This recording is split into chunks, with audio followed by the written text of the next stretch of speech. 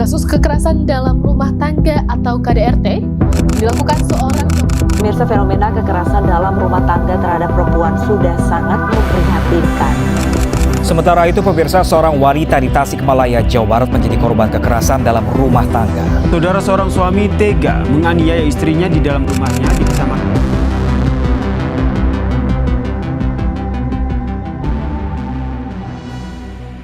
Kembali di iNews Siang, pemirsa, fenomena kekerasan dalam rumah tangga terhadap perempuan sudah sangat. Akhirnya selesai juga, rasanya kayak lari maraton sambil bawa printer. Ternyata minum kopi seberpengaruh itu ya buat ngejar deadline. Mending kamu kurang-kurangin deh minum kopi, kasihan tuh lambung kamu. Namanya juga anak muda. Ya, pemirsa, yang terbaru adalah seorang suami. Kok ada sih orang yang kayak gini? Pelaku KDRT itu isi pikirannya apa sih? Kalian enggak sih? Akhir-akhir ini banyak banget kasus KDRT tahu. Iya bener, malah setiap aku buka sosmed itu pasti ada aja lewat tentang kasus KDRT. Malah di Tasik pun ada loh. Parah banget kan? Pasangan yang harusnya jadi tempat paling aman malah jadi luka mendalam. Gak habis pikir ya, orang yang mau nikah aja jadi takut gara-gara banyak kasus KDRT. Apalagi di kita kan patriarkinya kental banget. Yang paling sedihnya lagi, kita sebagai cewek mau speak up, mau lapor pun susah. Yang ada kita dibully deh sama netizen. Nah bener sekali, makanya penting banget tahu tentang edukasi pernikahan itu dari orang yang udah ahli ataupun udah berpengalaman. Betul itu.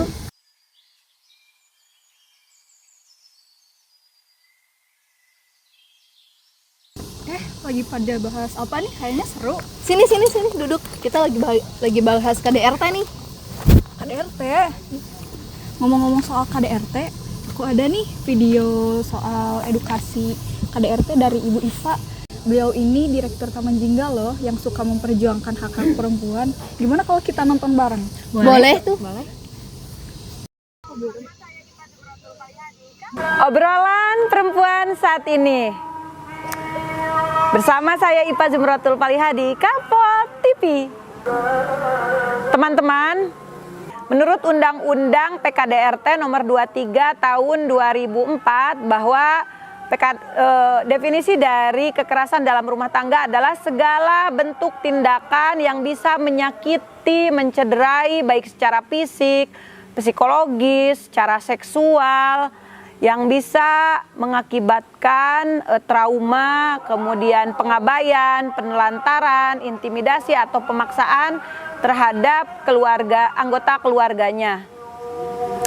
Kekerasan dalam rumah tangga ini sering terjadi antar pasangan, tetapi ada juga kekerasan yang terjadi dari kakek atau dari nenek atau dari paman atau dari kakak atau dari orang tua ke anak. Itu juga sama, namanya kekerasan dalam rumah tangga.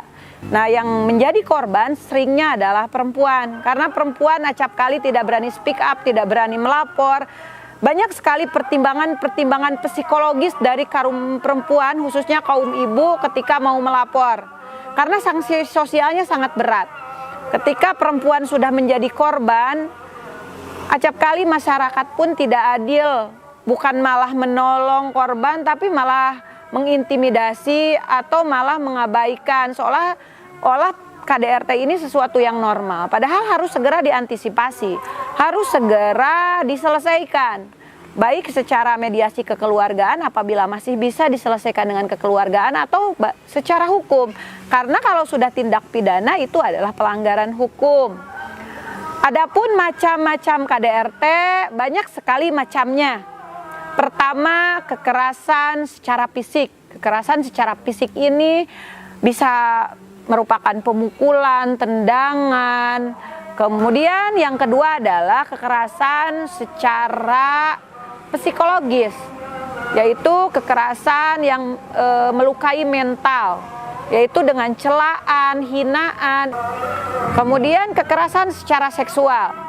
Kok bisa? Walaupun sudah berumah tangga, pasangan yang sah menurut agama dan juga negara, seringkali terjadi kekerasan rumah tangga terjadi secara seksual oleh suami terhadap istrinya ataupun oleh istri terhadap suaminya. Kenapa demikian? Ya, walaupun sudah sah menjadi suami istri, apabila salah satunya tidak siap untuk melakukan hubungan seksual, karena ada sesuatu alasan yang prinsipil atau alasan yang bisa dipertanggungjawabkan, misalkan sakit, baik sakitnya secara fisik atau psikologis, kemudian menolak dan itu boleh. Dan kekerasan ekonomi. Kekerasan ekonomi di sini ketika tidak dinafkahi atau bahkan dieksploitasi untuk mencari nafkah, sementara suaminya berleha-leha nganggur tidak mencari nafkah. Istrinya dipaksa untuk mencari nafkah dan menafkahi seluruh keluarga. Kemudian kekerasan politik.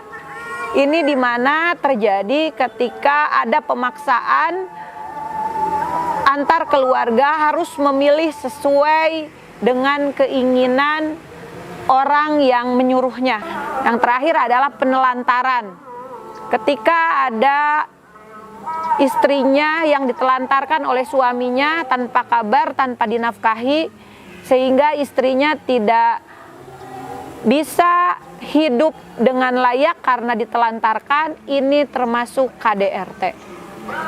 Mencegah KDRT, kekerasan dalam rumah tangga, tentu membutuhkan upaya bersama, baik itu dari internal lingkungan keluarga, masyarakat, pemerintah, dan upaya ini dapat dilakukan melalui pendidikan pranikah, yang mana pendidikan pranikah atau sekolah pranikah atau bimbingan pranikah ini seringkali dilupakan oleh para calon pengantin karena lebih mengutamakan yang sifatnya seremonial atau yang sifatnya persiapan seperti prawedding, foto, catering, IO, make up, baju dan sebagainya. Tapi sesungguhnya justru yang paling penting itu bagi para calon pengantin bagaimana mengetahui hak dan kewajiban suami istri, kemudian hak dan kewajiban anak dan orang tua, visi misi rumah tangga, tujuan berumah tangga,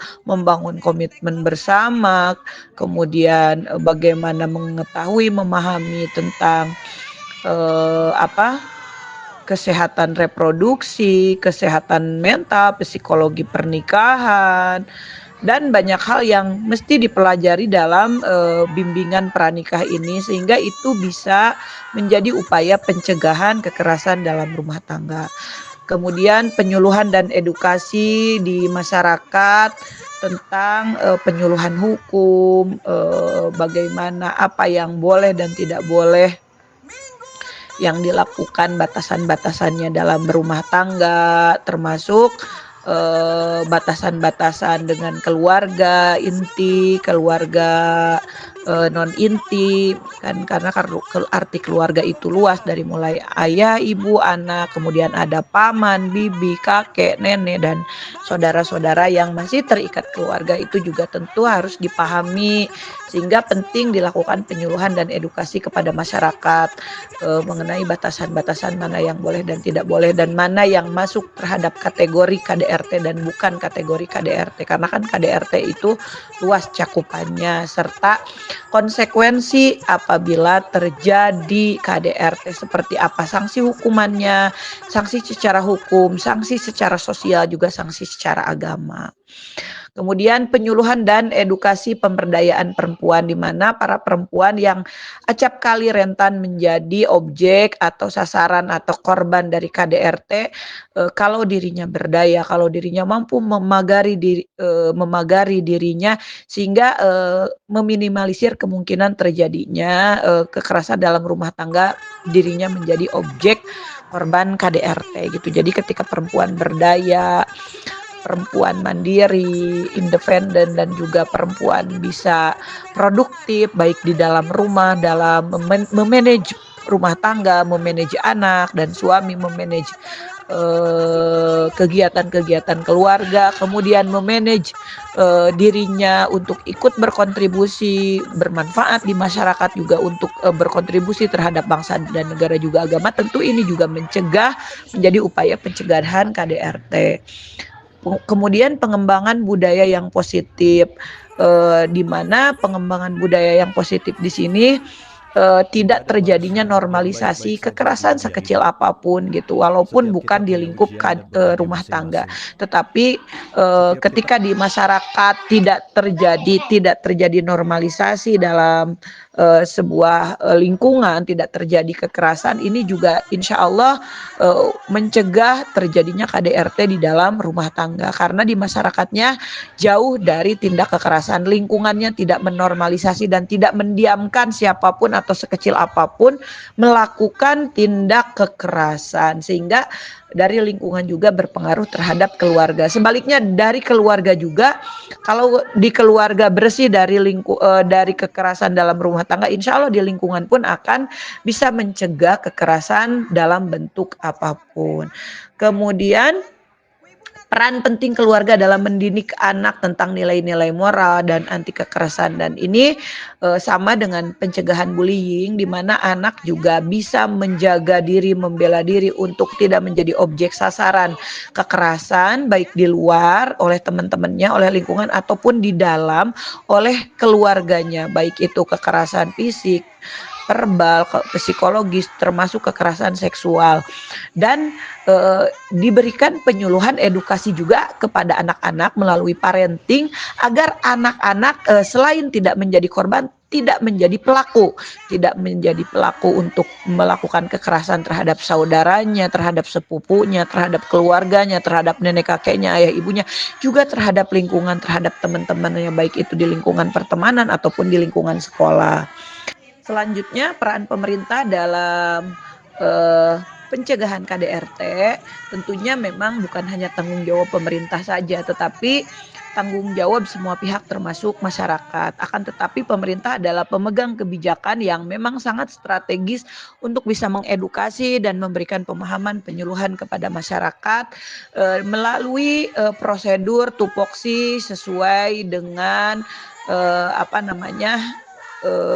garis koordinasi dan garis instruksi dari mulai tingkat pusat, nasional, provinsi, kota, kabupaten, kecamatan, kelurahan, sampai RT RW, bisa melalui tim penggerak PKK atau dinas perlindungan anak dan perempuan, atau dinas sosial, dinas kesehatan, atau leading sektor OPD terkait, sehingga sampai ke masyarakat untuk bisa memahami seperti apa KDRT, bagaimana pencegahannya, bagaimana konsekuensinya, dan bagaimana antisipasinya. Karena selain mensosialisasikan, pemerintah juga bisa menyediakan layanan perlindungan bagi korban KDRT. Nanti itu akan saya ulas dalam bentuk pelaporan. Kemudian pemerintah juga menyediakan undang-undang yang menjadi regulasi payung hukum terhadap korban KDRT dan juga terhadap pelaku, yang nantinya pelaku mendapatkan sanksi hukum yang setimpal sesuai undang-undang. Di mana saat ini pemerintah sudah menyediakan regulasi undang-undang melalui Undang-Undang PKDRT nomor 23 tahun 2004. Di sana sudah diatur seperti apa dan bagaimana definisi termasuk yang termasuk jenis-jenis KDRT, juga sanksi-sanksi hukumnya sesuai undang-undang. Wah, keren banget ya. Aku baru tahu loh ternyata kekerasan dalam rumah tangga itu bukan hanya sekedar kekerasan doang, tapi kekerasan verbal juga termasuk dalam KDRT tahu. Iya kan? Aku juga baru tahu loh kalau pasangan yang suka ngatur-ngatur secara ekstrim itu udah termasuk KDRT. Iya kan? Apalagi tadi dijelasin siklusnya, dari awal nikah, awal problem, konflik, lalu sampai meledak. Akhirnya minta maaf, balikan lagi. Iya, dan itu tuh berulang kali terjadi kalau nggak ada intervensinya. Sedih banget sih, banyak banget korban yang memilih diam karena dia tidak punya pilihan. Makanya penting banget tentang adanya edukasi gini. Jadi kita tahu tentang adanya tanda-tanda korban dan kita juga bisa melindungi korban KDRT. Setuju, tadi juga kan dijelasin ya kalau dukungan orang-orang di sekitar tuh penting banget. Aku juga setuju kok. Aku malahan tertarik buat gabung ke komunitas Taman Jingga ini, kan ini lebih ngebahas tentang isu-isu yang terkini ya. Tertarik sih aku. Ya, aku juga setuju banget. Aku juga setuju. Aku juga.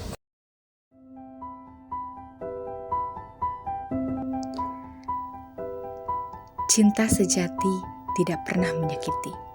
Kekerasan dalam rumah tangga bukanlah urusan pribadi semata. Ia adalah jeritan kemanusiaan yang terus didengar. Jangan biarkan luka terus tersembunyi di balik diam dan ketakutan. Jika kamu adalah korban, ingatlah kamu tidak sendiri dan kamu berhak atas hidup yang aman serta penuh cinta. Dan bagi kita yang melihat, jangan menutup mata. Dengarkan tanpa menghakimi, dampingi tanpa menyalahkan. Karena perubahan bisa dimulai dari satu langkah kecil. Beranilah untuk peduli. Mari bersama hentikan KDRT sebelum ada korban berikutnya.